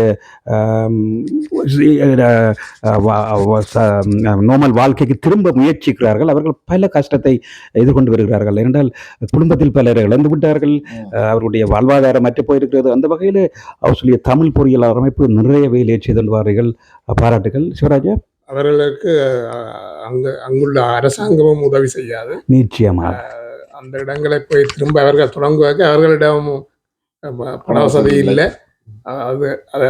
அப்போ அவர்களை அங்கே போய் இருக்க பண்ணுறதுக்கு முதல் நாங்கள் கொஞ்சம் நிச்சயமாக நாங்கள் நீங்கள் வடிவ சொன்னீங்க சிவராஜப்பா. அண்மையில் இலங்கைக்கு போகும் பொழுது தமிழர் தாயகத்துக்கு போகும் பொழுது வித்தியாசமான ஒரு ஃபீலிங் கொண்டு வருது. என்று அங்கே பொருளாதார முன்னேற்றங்கள் இல்லை. மக்கள் மிகவும் கஷ்டப்படுகிறார்கள். கட்டுமானங்கள் இல்லை, வீதிகள் திருத்தப்படவில்லை. ஒரு கிரவல் ரோட்டு பெரிய பள்ளம் குடியுமாக இருக்கிறது. அது ஒரு கைவிடப்பட்ட ஒரு பகுதியாக இருக்கிறது. யுத்தம் பொதுவாக இப்போ உலகில் நாங்கள் பார்த்து கொண்டிருக்கிறோம். பலஸ்தீனில் நடக்கிற மாதிரி, அந்த காசா பகுதியில் நடக்கிற மாதிரி தான் அவர்கள் ஒவ்வாறு ஒரு இனத்தை திட்டமிட்டு முற்றாக வறுமைக்கும் கல்வியை எடுத்து அது எல்லாத்தையும் அவர்கள் அதை கொடுப்பதற்கும் தயாராக இல்லாமல் இருக்கிறார்கள். இல்லை, அந்த வகையில் புலம்பெயர் மக்களின் உதவியுடன், உங்களை போன்ற பல நிறுவனங்களின் உதவியுடன் தான் அவர்களுடைய வாழ்வு போய்கொண்டிருக்கிறன்றதில் நல்ல விஷயம். ஏதாவது வேறு மேலதிகமாக ஏதாவது சொல்லியிருக்கீங்களா நான் தவறப்பட்ட விஷயத்தில்? ஏதாவது அந்த உண்மையிலே சிறப்பு இருந்தது. அதில் நீங்கள் பல்வேறு விஷயங்களை பற்றியும் செய்வார்கள், தொடர்ந்து செய்ய வேணும். மற்ற நான் ஒன்று கேட்க நினைக்கிறேன் என்றால் அந்த தமிழ் பொறியியலாளர் அமைப்பு நீங்கள் சொல்லியிருந்தீங்கள் வேறு சாப்டர்ஸ் நியூ சவுத் வேல் அந்த மாதிரி இருக்குன்னு சொல்லி ஜிவாஜிராஜா அதில் இருக்கக்குள்ள என்ன மாதிரி அவைய லிமிட்டேஷன்ஸ் இருக்குது, என்ன செய்யலாம் என்ன செய்யக்கூடாது, நீங்கள் உங்களுடைய எக்ஸிக்யூட்டிவ் கமிட்டின்னு வச்சுக்கிறீங்களா இல்லை அவர்கள் என்ன செய்வார்கள் அப்படி பற்றி ஒரு சாதுவான ஒரு விளக்கம் சொல்லி. எக்ஸிக்யூட்டிவ் கமிட்டி என்றால் நாங்கள் வந்து கிட்டத்தட்ட இப்போ ஒரு என்ன ஸ்டேட் கவர்மெண்ட் காமன்வெல்த் கவர்மெண்ட் மாதிரி எங்களுக்கு ஒரு எக்ஸிக்யூட்டிவ் ஒரு கமிட்டி ஒன்று இருக்குது. அவங்க தான் எல்லா ஸ்டேட்டில் இருக்கிற அந்த இணைப்பு பாலம் மாதிரி ஒவ்வொரு சாப்டர்ஸையும் இணைந்து கொண்டு நடவடிக்கை எடுத்து கொண்டிருக்கிறார்கள். இப்போ எக்ஸிக்யூட்டிவ் கமிட்டி வந்து அவங்க அந்த ஃபண்ட் ரைசிங் வந்து ஆக்கள் கொடுக்குற காசை வச்சு கொண்டு செய்கிறார்கள். சில வேளையில் ஒரு பற்றாக்குறை வந்தால் எங்களோட ஸ்டேட்டில் இருக்கிற அந்த சாப்டர்ஸ் வந்து அவங்களுக்கு கொஞ்சம் கொஞ்சம் காசை கொடுத்து பொதுவாக எல்லா ப்ராஜெக்டும் ஒழுங்காக நடக்கக்கூடிய மாதிரியாக ஒரு வேலைகள் செய்கிறார்கள். நாங்கள் அவங்களோட எக்ஸிக்யூட்டிவ் கமிட்டியில் சில கட்டுப்பாட்டுகளை நாங்கள் இணைந்து செயல்பட்டு. ஸோ இந்த முறை நீங்கள் நடத்த இருக்கும் இந்த ஃபங்க்ஷன் அவரேஜாக வந்து நீங்கள் ஓவர் 60,000 80,000 அப்படி ஒவ்வொரு வருடமும் எதிர்பார்க்குறீர்கள் இல்லை, இந்த முறை எவ்வாறு அதனை எதிர்பார்க்கிறீர்கள்? எங்களோட எதிர்பார்ப்பு ஒரு அது நான் நினைக்கிறேன் அது செந்தில் கூட அதில் பற்றி கூட செந்தில் நீண்ட காலமாக இருக்கிறீர்கள். செந்தில் அந்த வகையில் வந்து இந்த முறை நடக்க இருக்கும் இந்த நிகழ்வு வழமையாக வந்து இன்ஜினியர்ஸ் ஃபவுண்டேஷன் வந்து ஆரம்பத்திலிருந்து ஒரு ஆண்டு டின்னர் அதாவது விருந்து உபசாரம் என்று வைப்பீர்கள், மற்றது கலை நிகழ்ச்சிகள் சின்ன சின்ன இதுகள் வைப்பீர்கள். அந்த வகையில் இந்த முறை இப்படியான நிகழ்ச்சி இருக்கிறது. கலை நிகழ்ச்சிகள் என்று சொல்லிக்கல முழுமையாக கலை நிகழ்ச்சி இல்லாமல் டின்னரும் இருக்கலாம். ஆமாம், முக்கியமாக என்னென்னு சொல்லி சொன்னால் நாங்கள் இப்போ இந்த இந்திரமாலை 2025 வைக்கல எங்களுக்கு அந்த முக்கியமான நோக்கம் 2 நோக்கங்களை நாங்கள் இதில் ஒன்றை பார்க்குறோம். ஒன்று நாங்கள் ஃபண்ட் ரைசிங், அதாவது எங்களுக்கு அதன் மூலமாக ஒரு ஃபண்ட் ரைசிங் ஒன்றை செய்கிறோம். அதே நேரம் எங்களுடைய அங்கத்தவர்களோ அல்லது இந்த இந்திரமாலைக்கு வருகின்ற எல்லோரும் அந்த இடத்திலே வந்து அவர்கள் சந்தோஷமாக மற்றவர்களுடன் கலந்துரையாடி அதே நேரம் அங்கே உள்ள நடக்கின்ற நிகழ்ச்சிகள் ப்ரோக்ராம் அதுகளிலும் பார்ட்டிசிபேட் பண்ணி கடைசியாக ஒரு நல்ல ஒரு சந்தோஷமான நிலையில் திரும்ப வேணுமென்றால் தான் நாங்கள் முக்கியமான நோக்கம். அப்போ அதிலே முக்கியமாக என்ன செய்திருக்கிறோம்டா, இந்த முறை 6 மணிக்கு ப்ரோக்ராம் ஸ்டார்ட் பண்ணுது. அப்போ 6 மணிக்கு உடனே ஸ்டார்ட் பண்ணின உடனே நாங்கள் பிறகு முதல் எங்கள் மங்கள விளக்கு அந்த பழமையான எங்களின் இதுகளோட ஒரு மியூசிக் ப்ரோக்ராம் ஒரு இசை நிகழ்ச்சி ஒன்றை வைக்கின்றோம். பிறகு இசை நிகழ்ச்சி நடக்கல எல்லாரும் ஒரு டின்னர் என்ற அடிப்படையில் ஒரு டேபிளில் தான் எல்லாரும் இருப்பார்கள். அப்போ அவைகளுக்கு முதல் ஒரு ஸ்டார்டர் மாதிரி ஒன்று நாங்கள் வழங்குவோம். அப்போ அவர்கள் அந்த உணவுகளை முதல் ஸ்டார்டரில் உள்ள உணவுகளை பரிமாறக்கூடிய மாதிரி இருக்கும். பிறகு எங்களுடைய அந்த இசை நிகழ்ச்சி முடிவடைந்தவுடன் நாங்கள் சில நேரங்களில் அவர்களுக்கு ஒரு குயிஸ் மாதிரி ஒரு சில கேள்விகள் கேட்போம். அப்போ அவர்கள் எல்லாரோடும் செய்யக்கூடிய மாதிரி இருக்கும், கொஞ்சம் இன்ட்ரெஸ்டிங்காக இருக்கும். அதற்கு பிறகு எங்களுக்கு ஒரு ட்ராமா ஒன்று இருக்குது. இப்போ புது டெக்னாலஜியில் ஒரு ஏஐயை பாவிச்சு இந்த மாதிரி இருக்கிறன்றது ஒரு ட்ராமா ஒன்று ஒரு நாடகம் ஒன்று இருக்கின்றது, நன்றாக இருக்கும். அது வந்து பொறியியலாளர் செய்வார்களா அல்லது அவுட் சைட்ல இருந்து? இல்லை, பொறியியலாளர்களும் அவர்களுடைய பிள்ளைகளும் அவர்களுடைய மனைவிமார் அப்படித்தான் அவர்கள் செய்கிறார்கள். மனைவிமாரும் வருவார்கள். ஆமாம் ஆமாம், நல்லா இருக்கும். மட்டும் நீங்கள் முதல் மன்னிக்க வேண்டும், முதல்ல இந்த மியூசிக் ப்ரோக்ராம் சொன்னீங்களா? ஆமாம், இந்த மியூசிக் ப்ரோக்ராம் இதுவரை காலமும் நான் நினைக்கிறேன் இன்ஜினியர்ஸ் ஃபவுண்டேஷன் வந்து உள்ளூர் கலைஞர்களை முகமாக இந்த முறையும் அதே போலத்தான் நாங்கள் இந்த இசை நிகழ்ச்சிகளை செய்யும் பொழுது நாங்கள் கூடுதலான பணத்தை செலவழித்து அந்த இசை நிகழ்ச்சிகளை செய்ய முக்கியமாக எவ்வளவு குறைந்த அளவில் அந்த இசை நிகழ்ச்சிகளை எங்களுக்கு பார்க்க வர ஆக்களுக்கு ஒரு நல்ல விதமாக குவாலிட்டியும் நல்லா இருக்கணும் வேண்டுமென்றதுக்காகத்தான் செய்கின்றோம். அதே போலதான் இந்த முறையும் எல்லோரும் எங்களுடைய லோக்கல் கலைஞர்கள் தான், இங்கே உள்ள கலைஞர்கள் தான் அவர்களை பாவித்து நாங்கள் செய்கின்றோம்.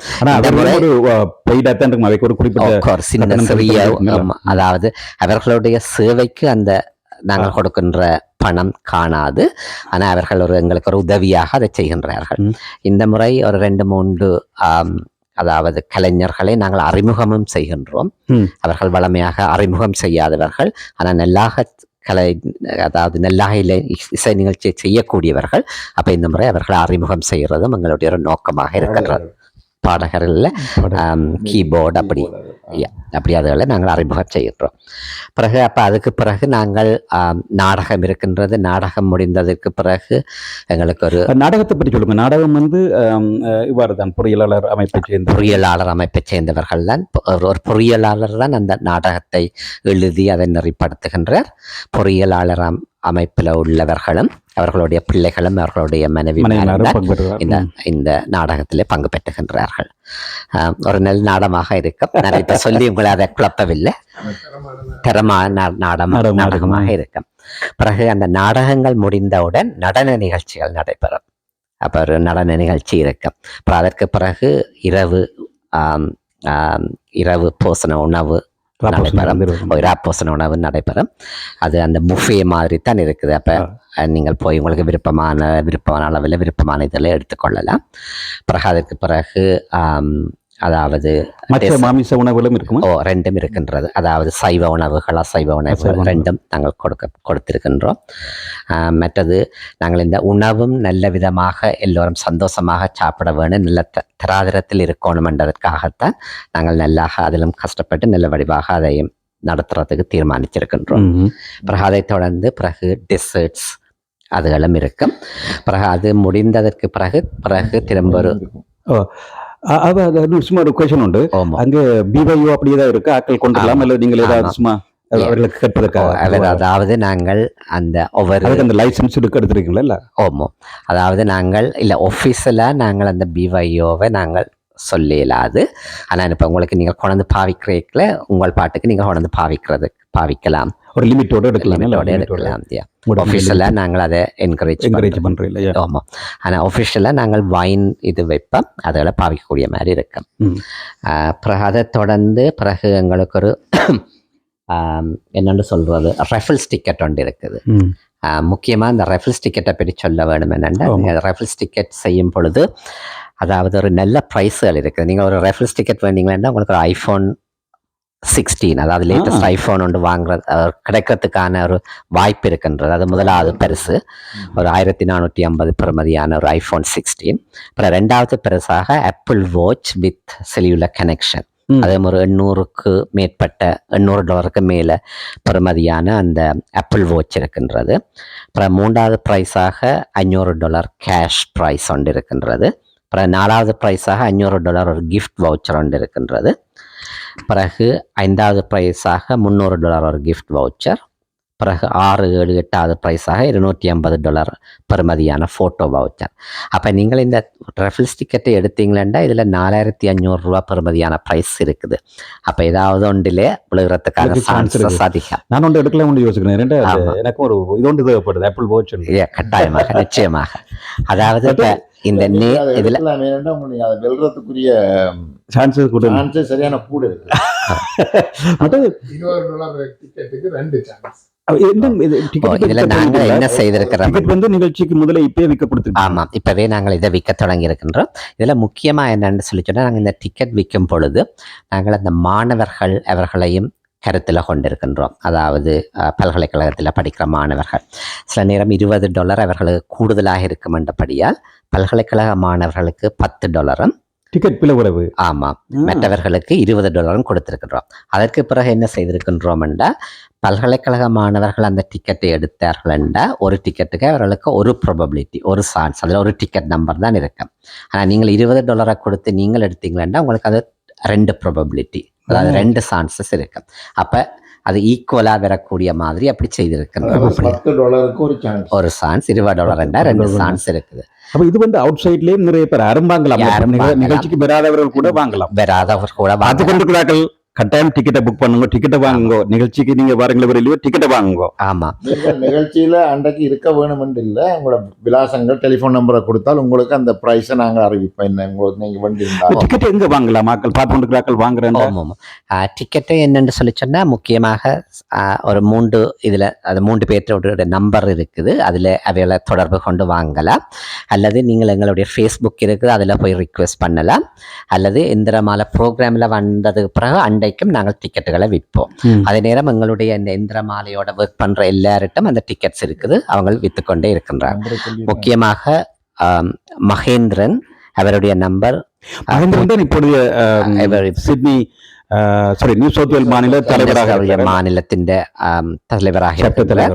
தலைவர். அவருடைய நம்பர் 0438190969. மற்றது சொல்லுங்க. மகேந்திரன் நம்பர் 0438190969. ரைட். அடுத்தது நீங்கள் என்னிடமும் அந்த டிக்கெட்டை பெற்றுக்கொள்ளலாம். என்னுடைய இலக்கம் 0474792475. திரும்ப சொல்லுகின்றேன், 0402792475. மற்றது இவர் எங்களுடைய உபதலைவர் அதாவது சிவராசு அவர்களிடமும் அந்த டிக்கெட்டை பெற்றுக்கொள்ளலாம். அவருடைய நம்பர் 0409032827. இவர்கள் மட்டுமில்லாமல் நீங்கள் பொறியியலாளர் அமைப்பில் இருக்கிற எந்த பொறியியலாட்ட கொடுத்தாலும் அவர்கள் அதனை பெற்றுக்கொள்ளலாம். சில நேரம் அந்த சில வாட்ஸ்அப் குரூப்புகள் இருக்கு, நீங்கள் அதில் மெசேஜ் பண்ணினாலும் கூடுதலாக எல்லாரும் இருப்பினும் அதில் நீங்கள் பெற்றுக்கொள்ளக்கூடிய மாதிரி இருக்கும். அப்போ இந்த லக்கி ட்ரோ அதாவது அன்றைக்கு நடக்கும். நீங்கள் அந்த ப்ரோக்ராமுக்கு வராமல் இருந்தாலும் உங்களுடைய ஃபோன் நம்பருக்கு உங்களுக்கு விழுந்திருந்தால் நாங்கள் உங்கள் இந்த ஃபோனுக்கு அதை அறிவித்து உங்களுக்கு அந்த பரிசல்களை அதை குறிப்பிடுவோம். அதே நேரத்தில் இன்னும் ஒன்று முக்கியமான சொல்ல தவறிட்டு மாதிரி இல்லை, எந்த ஹோலில் நடக்க வேண்டும், எத்தனை ரூபா அந்த டிக்கெட்னு சொல்கிற விவரமும், அங்கு விருந்துக்கு அதாவது விருந்துக்கு யாராவது வந்து கலந்து கொள்ளணும் என்றால் அந்த டிக்கெட் விவரமும், மற்றது ஸ்பான்சராக வந்து இந்த புத்தகத்தில் போடுறது என்றால் அதனுடைய அதை பற்றி சொல்லுவீங்களா? எவ்வளவு பேர் எவ்வளவு கொடுக்கலாம்? இது இந்த நிகழ்வு வந்து ஆகஸ்ட் 30 சொல்லுங்க. ஆகஸ்ட் 30 பிளாக் டவுனில் அமைந்துள்ள போமன் ஹோலில் நடைபெறுறது. 6 மணிக்கு தொடங்க இருக்கின்றது ப்ரோக்ராம். இதுக்குரிய நுழைவு கட்டணம் வந்து $80. $80 இதுக்கு வர்றதுக்கு என்ன பேர், டின்னருக்கு வர்றதுக்கு $80 ஒரு பேருக்கு. ஆனால் நீங்கள் ஸ்பான்சர் பண்ணியிருந்தா 250 மேலே ஸ்பான்சர் பண்ணியிருந்தா 2 டிக்கெட் அதுக்கு இலவசமாக கிடைக்கும். அதாவது அதுலேயே 160 வருது உங்களுக்கு. 160 வருது. 2 டிக்கெட் அங்கே வெட்டலாம். 2 பேர் வரலாம். டின்னருக்கு 500க்கு மேலே ஸ்பான்சர் பண்ணியிருந்தா அதுக்கு 4 டிக்கெட் கிடைச்சிருக்கும். எத்தனை பேர் எந்த வெறியினமோ அவை அத்தனை டிக்கெட் கொடுத்துருப்போம். 4 மட்டும் 4 டிக்கெட் up to 4. மற்றது பிள்ளைகளை கூட்டிட்டு வரலாமா? பிள்ளைகளையும் அந்த டிக்கெட் கணக்கில் தான் போட்டிருக்கோம். அவர் ஒரு 12க்கு குறைஞ்சா டிக்கெட் தேவையில்லை, ஃப்ரீயாக விடுவீங்களா? அவர் சேர்ந்து தாயதப்பனுடன் வரலாம். மற்ற நிகழ்ச்சியில் பங்கு பெற்றாக்களுக்கு என்ன மாதிரி அவையில் இந்த அவையெல்லாம் ஃபேமிலியாக வரலாம், விருப்பம் அவையில் டிக்கெட் எடுத்து வரணுமே இல்லை? பங்கு பெற்ற வெறும் இந்த எங்களுடைய அமைப்போட தொடர்புடைய யாரையும் தொடர்பு கொண்டால் அவர்களிடம் டிக்கெட் இருக்கிறது, அல்லது எங்களையும் தொடர்பு கொள்ளலாம். டிக்கெட்டை நாங்கள் எப்படியாவது உங்களுக்கு கிடைக்கக்கூடிய மாதிரி வழிகள். இடம் வந்து Boman whole black down Boman மண்டபத்தில். அந்த நாளையும் டைமும் இருக்க திரும்ப ரிப்பீட் பண்ணுவோம். ஆகஸ்ட் மாதம் 30 சனிக்கிழமை இரவு 6 மணிக்கு, மாலை நேரம் 6 மணிக்கு, சரியாக 6 மணிக்கு ஆரம்பமாகும். ஆகஸ்ட் 30 ஒரு சனிக்கிழமை குறித்து வச்சிருக்கோம். ஆகஸ்ட் 30 சனிக்கிழமை போமன் மண்டபத்தில் இந்த நிகழ்வு சிறப்பாக நடைபெற உள்ளது.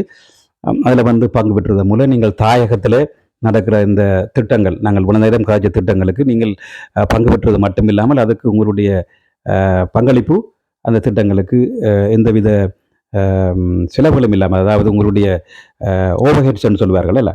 இப்போ குறிப்பாக நாங்கள் வேறு நிறுவனங்களுக்கு கொடுக்க அதில் நிறைய ஓவர்ஹெட்ஸ் போயிடும். அட்மினிஸ்ட்ரேஷன் கோஸ்ட்லேயே வந்து தமிழர் பொறியியலாளர் அமைப்பானது அங்கே அட்மினிஸ்ட்ரேஷன் கோஸ்ட்ன்றது 0ன்னு சொல்லலாம் இல்லை. இப்போ நீங்கள் கொடுக்குற அத்தனை ஒரு வெள்ளி கொடுத்தாலும் அது அப்படியே அங்கே முழுக்க தொண்டர்களால் நடத்தப்பட்டு அந்த அட்மினிஸ்ட்ரேஷன் கோஸ்ட் வந்து கிட்டத்தட்ட 0 ஆகி செயல்படுகிறது. இந்த உங்களுடைய பங்களிப்பு, உங்களுடைய நிதியுதவி எல்லாம் அங்கு வந்து மிகவும் தேவையாக இருக்கிற மக்களுக்கு சென்றடையும் என்பதை நாங்கள் உறுதி செய்கிறீங்கள். அது அங்கே உள்ளாக்கள், அங்கே ஒரு நிறுவனம் இருக்கிறது, மற்ற இங்கே உள்ள நிறுவனங்கள் ஒவ்வொரு ரிக்வெஸ்டும் பிரேக்க அதை வந்து உங்களோட கமிட்டியில் உள்ளாக்கள் எல்லாரும் டிஸ்கஸ் பண்ணி தான் நீங்கள் அதை அந்த டிசிஷனை மேக் பண்ண போகிறீங்களே, யாருக்கு போகுதுன்னு சொல்லுங்கள் செந்தில். முக்கியமாக என்னென்னு சொன்னால் இந்த நாங்கள் இப்போ என்ன மாதிரி நாங்கள் இப்போ ஃபண்ட் அதில் ரைஸ் பண்ணியிருக்கிறோம்ன்ற ஒரு முதல்ல ஒரு கேள்வி ஒன்று கேட்ட நீங்கள் அதுக்கு வடிவாக ஆன்சர் பண்ணமோ தெரியல. முக்கியமாக என்னென்னு சொல்லி சொன்னால் நாங்கள் இதில் முதல்ல அந்த ஸ்பான்சர் டிக்கெட்டுன்னு சொல்லி ஸ்பான்சர் ஏரியாவில் செய்கிறோம். அது உதாரணமாக 250 வள்ளிகள் அல்ல அதுக்கு கூடுதலான வள்ளிகளை செலுத்துவார்கள். அதிலே இப்போ எங்களுக்கு கிட்டத்தட்ட ஒரு 55,000 ரூபாய் கிடைத்திருக்கின்றது இதுவரையும். அதாவது தொடர்ந்து வந்து கொண்டே இருக்கிறது. அதாவது பல நண்பர்கள், பல அதாவது நலன் விரும்பிகள் தொடர்ந்து இதுக்கு ஆர்வத்தோடு செய்து கொண்டிருக்கின்றார்கள். அதாவது இந்த அவர்கள் செய்கிற உதவிகள் நமது தாயகத்தில் உள்ள அதாவது தாயகத்தில் உள்ளவர்களுக்கு அவர்களுடைய வாழ்க்கை தரத்தை மேம்படுத்த வேண்டும், அவர்களுடைய கல்வித்தரத்தை மேம்படுத்த வேண்டும். அதே போல் பல காரணங்களுக்காக செய்து கொண்டிருக்கின்றார்கள். அதே போல் நாங்கள் டிக்கெட், அதாவது $80 டிக்கெட் கொடுக்குறது, அது செப்பரேட்டான இது. அதில் இப்பொழுது ஒரு நினைக்கிற ஒரு 6,000-7,000 வந்திருக்கும். ஆனால் இன்னும் கூட வெறுமென்று எதிர்பார்க்கின்றோம். பிறகு அட்வர்டைஸ்மெண்ட் கலெக்ஷன், பிறகு நாங்கள் ட்ராவல் கலெக்ஷன், அப்போ எல்லாமே சேர்த்து ஒரு நல்ல தொகை உண்டு இந்த முறையும் வெறுமென்று எதிர்பார்க்கின்றோம். அப்போ அதாவது இதில் கேட்டுக்கொண்டு இருக்கிற நேயர்களுக்கு ஒரே ஒரு வேண்டுகோள், நீங்கள் ஏற்கனவே பங்களிக்காமல் இருந்தால் தொடர்ந்து எங்களுடன் தொடர்பு கொண்டு நீங்கள் இந்த ஸ்பான்சர் டிக்கெட் அல்லது டிக்கெட்டை பெற்றுக்கொள்ளலாம். அல்லது உங்களோட ஒரு டேபிளில் ஒரு 10 பேர் அப்படி இருப்போம். தச்சலாக உங்களுடைய ஃப்ரெண்ட்ஸ் எல்லாரும் சேர்ந்து வர வேணுமென்றாலும் உங்களுக்காக ஒரு டேபிள் ஒன்று அரேஞ்ச் பண்ணி கொடுக்கக்கூடிய மாதிரி இருக்கும். மிகவும் ஒரு நல்ல தராதரமான ஒரு நிகழ்ச்சி ஒன்று நடைபெறும். அதே நேரம் நீங்கள் அதில் இராப்போசனத்தோட நல்ல விதமாக என்ஜாய் பண்ணி போட்டு போவிடும். மற்றது அடுத்தது எங்களுக்கு நாங்கள் ஒரு குயிஸ் ஒன்று வைக்க போகிறோம். அதுவும் அதாவது ஒவ்வொரு மேசைக்குமான குயிஸ் மாதிரி தான் இருக்கும். அதாவது உங்களோட மேசையில் ஒரு பார்கோட் ஒன்று இருக்கும். நீங்கள் அதை ஸ்கேன் பண்ணின உடனே பிறகு அங்கே உங்களுக்கு குயிஸ் கேட்கப்படும். அப்போ அதில் கேள்விகள் எல்லாம் பொது அறிவு மாதிரி, அதாவது உங்களுடைய பழைய இதுகளை ஒரு ரீகால் பண்ணுற மாதிரி. ஆனால் இந்த குயிஸ் எல்லாருக்கும் பொதுவாகத்தான் இருக்கும். உதாரணமாக பொறியியலாளர்களுக்கு நாங்கள் இதில் குயிஸ் ஒன்றும் போடையில் எல்லாருக்கும் பொதுவான கேள்விகளாக இருக்கும். நீங்கள் அதில் பதில் சொல்லும் பொழுது எவ்வளவு குயிக்காக, எவ்வளோ ஃபாஸ்ட்டாக அதில் பதில் சொல்லுகிறீர்கள் என்றதையும் பார்ப்போம், சரியாக பதில் சொல்லுகிறீர்கள் என்றதையும் பார்ப்போம். அதை பேஸ் பண்ணித்தான் அதாவது யார் அதிலே வெற்றி பெறுகிறார்கள் என்பதை நாங்கள் தெரிவு செய்து கொள்வோம். நன்றி செந்தில், வடிவாக மிகவும் விளக்கமாக கூறியிருந்தீர்கள். அந்த வகையில் வந்து நீங்கள் இன்னொரு பாயிண்ட் ஒன்று சொல்லிங்களா, இப்போ புக்கர் டேபிள் என்ற மாதிரி இப்போ நீங்கள் 10 பேர் சேர்ந்து உங்களுடைய பொறியியலாளர் அல்லாதவர்கள் கூட உங்களுடைய பொறியியலாளர் நண்பர்கள் மூலமாக அதை செய்திங்கண்டா உங்களுடைய ஃப்ரெண்ட்ஸ் எல்லாரையும் கூட்டி வந்து ஒரு டேபிளில் இருந்து நல்ல ஒரு இராப்போசன விருந்தை பார்த்தவும் நல்ல ஒரு சேவைக்கு, நல்ல ஒரு தாயகத்தில் நல்ல ஒரு தேவைக்கு அதை கொடுத்ததாக ஒரு சந்தோஷம் ஒன்று இருக்கலாம். இது வந்து நண்பர்கள் வந்து சந்தித்து ஒரு மாலை பொழுதை இனிமையாக கழிக்கிறதுக்கும் ஒரு சந்தர்ப்பமாக இருக்கல, நல்ல ஒரு சந்தர்ப்பம் உண்டு. நன்றி. மிகவும் சிறப்பான ஒரு நேர்காணல். நான் கூப்பிட்ட உடனே நீங்கள் இதை ஏற்றுக்கொண்டு வந்து செய்ததற்காண்டி பார்த்து கொண்டிருக்கிறார்கள். பல்வேறு விஷயங்களை நாங்கள் அறிஞ்சிருக்கிறோம். புலம்பெயர் மக்கள் எவ்வாறு இந்த தாயகத்தில் தேவைகளை இவ்வாறான நம்பிக்கையான நிறுவனம், அதாவது ஆஸ்திரேலியாவில் வாழும் பல நிறுவனங்கள் இருக்கின்றன, நம்பிக்கையாக கொடுத்து அந்த டிரான்ஸ்பேரன்சின்னு சொல்வார்கள், சிறப்பாக அந்த வேலையை கணக்கு காட்டி அதை ஆடிட்டிங் செய்து இப்படியான சில விஷயங்களை செய்யக்கூடிய ஒரு பல நிறுவனங்களில் ஒரு முக்கியமான ஒரு நிறுவனமாக தமிழ் பொறியியலாளர் அமைப்பு இருக்கிறதுன்றதில் எந்தவித ஐயமும் கிடையாது. பார்த்து கொண்டிருக்கிறார்கள். தயவு செய்து இதுவரைக்கும் நீங்கள் இந்த நிறுவனம் பற்றி கேள்விப்படவில்லை என்றால் இது ஒரு நல்ல சந்தர்ப்பம். அவர்களுடன் இணைந்து இந்த தொடர்ந்து அவர்களுடைய நீண்ட ஆண்டுகளாக 2007 யுத்தம் நிறைவடைந்த பின்பும் அங்கு தாயத்தில் யுத்தத்தினால் பாதிக்கப்பட்ட மக்களுக்கு செய்து வரும் இந்த சேவையில் அவர்களுடன் பங்களிப்பு செய்வதற்கு நல்ல சந்தர்ப்பம். இந்த நிகழ்ச்சியில் நீங்கள் முழுமையாக எல்லாத்தையும் சொன்னதுக்கு நன்றி. பார்த்து கொண்டிருக்கிறார்கள். நீங்கள் இதை பார்த்துட்டு உங்களுக்கு பிடிச்சிருந்தா மற்றாக்களோட பகிருங்கள். அதாவது இந்த செய்தியானது ஒரு குறிப்பிட்ட ஒரு சின்ன வட்டத்துக்கு இல்லாமல் எல்லாருக்கும் தெரிய வேணும். இல்லை அப்படி ஒரு நிகழ்வு நடக்குது. முக்கியமாக வருடம் நீங்களும் ஒரு பொறியியலாளர் ஸ்ரீதரன் அண்ணா, வருடம் எங்களுக்கு இப்படியான சேவைகளை தொடர்ந்து செய்து கொண்டிருக்கின்றீர்கள். இந்த முறையும் நீங்கள் உங்களுடைய நேரத்தையும் பார்க்காமல் எங்களோட வந்து ஒரு நல்ல ஒரு உரையாடல் ஒன்றை செய்திருக்கின்றீர்கள். நிச்சயமாக இது மக்களுக்கு போகும். அதால் பல பேர் நிச்சயமாக இது பங்களிக்கிறது பங்களிக்காத ஒரு விஷயம். அது நிச்சயமாக அவர்கள் பார்த்தவர்கள் பங்களிப்பார்கள். உலகளாவிய ரீதியில் இந்த செய்தியை மக்கள் பெற வேண்டும். எவ்வாறு புலம்பெயர் மக்கள் தாயக மக்களுடன் அந்த உறவை பேண வேண்டும். தாங்கள் வெளியில வந்துட்டோம் என்றதுக்காண்டி அதை எங்களோட வேலை முடிஞ்சு என்று இல்லாமல் தொடர்ந்தும் ஒரு பங்களிப்பு தாயகத்தில் உள்ள எந்த பகுதியாக இருந்தாலும் நாங்கள் குறிப்பிட்டு காய்ச்சிருந்தோம். பின்தங்கிய பகுதிகள் சில பகுதிகளில் தாயகத்தில் நீங்கள் செய்கிற இடங்களை நான் பார்த்திருக்கிறேன். அந்த இடத்துல இருந்து ஒருவர் கூட புலம்பெயர் நாட்டில் இல்லை. அவர்களுக்கு புலம்பெயர் நாட்டுக்கு பிளைன்ல இரண்டே தெரியாமல் இருக்கு. அப்படியான ஆட்களுக்கு நீங்கள் நிறைய உதவி செய்து கொண்டிருக்கிறோம். நான் நேரடியாக பார்த்திருக்கிறேன், பல திட்டங்களை பார்த்திருக்கிறோம். அதன் மக்கள் அறிவார்கள், பார்த்து கொண்டிருப்பவர்கள். அவர்கள் யூடியூப் இருக்குது, அதன் மூலம் நாங்கள் இதை போட்டிருக்கிறோம். பாருங்க. நன்றி. மேலதிகமாக ஏதாவது சொல்ல இருக்கிறீங்களா? முக்கியமாக என்னென்னு சொல்லிச்சேன்னா, உங்களுடைய நேரத்தையும் பார்க்காமல் எங்களோட வந்து உரையாடி, அதாவது எங்களோட சேர்த்து ஒரு பேட்டி எடுத்து இந்த மக்களுக்காக சேவை செய்கின்றீர்கள். அதுக்கு எமது என்ஜினியர், அதாவது தமிழ் பொறியியலாளர் அமைப்பின் சார்பிலும் மற்றது இந்த எங்கள் சார்பிலும் உங்களுக்கு மிக்க மிக்க நன்றியை தெரிவிக்கிறேன். நன்றி செந்தில். நீங்கள் பல சேவைகளை செய்து வாரீர்கள். உங்களுக்கும் வாழ்த்துக்கள். நன்றி. பொறியியலாளர் சேவை மட்டுமில்லாமல் நீங்கள் உள்ள பல்வேறு தொண்டு நிறுவனங்களை விடுங்கள். உங்களுக்கு நன்றி, வாழ்த்துக்கள். நீங்கள் இதை பார்த்து கொண்டிருக்கிற நேயர்களுக்கும் நன்றி. அதில் கூடுதலான ஆட்களை நாங்கள் அன்று சந்திப்போம். 30ஆம் தேதி சந்திப்பதற்கு ஆளாயிருக்கிறோம். நன்றி ஐயா. நன்றி ஸ்ரீதரன். இந்த இப்படி ஒரு நிகழ்வை நீங்கள் ஒழுங்கு பண்ணி எங்களை கூப்பிட்டு எங்களை நேர்காணல் ஒன்று செய்து எங்களை தகவல்களை எடுத்து மக்களுக்கு அறிய பண்றது ஒரு நல்ல விஷயம். நன்றி. உங்களுக்கு நன்றி உண்மையாக சப்பர் சார்பாக நான் உங்களுக்கு நன்றியை தெரிவித்துக் கொள்கின்றேன். நன்றி ஜிவாஜி ராஜா கூட பாடசாலைகளில் தமிழ் கல்வியை கற்பிப்பதற்கு பல்வேறு வகையிலும் இங்கு நீண்ட காலமாக செயற்பட்டு வருபவர். அந்த வகையில் நன்றி உறவுகளே. நீங்கள் இதை முழுமையாக கேட்டிருப்பீர்கள். கேட்ட பிறகு மற்றாக்களுடன் பகிர்ந்து கொள்ளுங்கள். என்றால் இந்த நிகழ்ச்சி அவர்கள் செய்யும் இந்த தொண்டானது மக்களுக்கும் தெரிய வேண்டிய ஒரு தேவை இருக்கிறது. சில பேர் சொல்லலாம், நாங்கள் செய்கிறதை சொல்லாமல் செய்யவும் மாட்டோம். அப்படி இல்லை, அது மற்றாக்களுக்கும் தெரிந்தால்தான் அவர்களும் இப்படி ஒரு நிறுவனம் இருக்கின்றது, அவர்கள் எவ்வாறு அதை செயற்படுகிறார்கள் என்ற ஒரு மக்களுக்கு சொல்லடைய வேண்டிய தேவை இருக்குது. அந்த வகையில் நீங்கள் நான் கேட்ட உடனே இந்த கலந்துரையாடி சின்ன நாங்கள் ஒரு கேஷுவலான ஒரு டோக்கை தான் செய்திருந்தோம். அந்த வகையில் உங்களுக்கும் நன்றியையும் வாழ்த்துக்களையும் தொடர்ந்து வரும். நீங்கள் அதை முக்கியமாக நான் அவதானத்தில் தமிழ் பொறியியலாளர் அமைப்பு ஒருவரே எல்லா விஷயத்தையும் பிடிச்சு கொண்டிருக்காமல் கிட்டத்தட்ட இதுவரைக்கும் 50க்கும் 100க்கும் மேற்பட்ட உறுப்பினர்கள் வேறு காலத்தில் போய் கொண்டிருக்கிறார்கள். அது இந்த தொடர்ந்து வெற்றிக்கான ஒரு அறிகுறியாக இருக்கல. நீண்ட காலத்துக்கும் ஒரு நீண்ட நோக்குடன் செய்து கொண்டிருக்கிறீர்கள்.